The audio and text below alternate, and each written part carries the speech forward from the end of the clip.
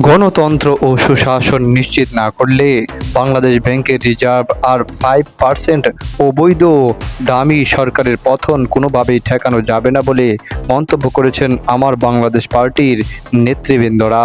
তাই রিজার্ভের পতন ও ডলারের দর পতনের সঙ্গে সঙ্গে এই অবৈধ দামি সরকারের পতন অনিবার্য হয়ে উঠেছে। বুধবার রাজধানীর বিজয়নগরস্থ দলটির কেন্দ্রীয় কার্যালয়ে অর্থনৈতিক অব্যবস্থাপনা, আমদানি রপ্তানির নামে ডলার পাচার ও উচ্চ দ্রব্যমূল্যে জনগণের চরম ভোগান্তির প্রতিবাদে আয়োজিত এক সংবাদ সম্মেলনে এসব মন্তব্য করেন তারা।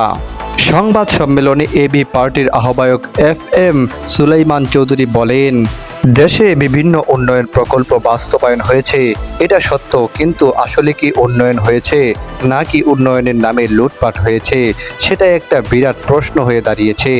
এদিকে রিজার্ভ আজ শূন্য হতে চলেছে। দেশ আজ অর্থনৈতিক অব্যবস্থাপনার চূড়াবালিতে আটকে গেছে। অর্থনৈতিক এই সংকটে দেশের সবাইকে সচেতন ভূমিকা রাখতে হবে বলেও আহ্বান জানিয়েছেন তিনি। সুলাইমান চৌধুরী বলেছেন, 5টি ধানে যদি একটি চাল উৎপাদন হয় তাকে আমরা কি উন্নয়ন হিসাবে গ্রহণ করব? কুইক রেন্টাল বিদ্যুৎ কেন্দ্রের ক্যাপাসিটি চার্জের নামে দেশ থেকে হাজার হাজার কোটি টাকা বিদেশে পাচার করা হয়েছে, যা সরকারের বিভিন্ন সিন্ডিকেট সদস্যরা করেছে। তিনি বলেন, দেশের মানুষ আজ কাজ পাচ্ছে না, অথচ প্রতিবেশী একটি দেশের হাজার হাজার মানুষ এখানে অবৈধভাবে কাজ করছে, দেশের টাকা বিদেশে নিয়ে যাচ্ছে। ব্যাংকগুলো জবরদখল করে দলীয় লোকজনের মধ্যে বন্টন করা হয়েছে, যার প্রধান উদ্দেশ্যই ছিল জনগণের আমানত যেন তেনভাবে নিজেদের পকেটে ঢুকানো।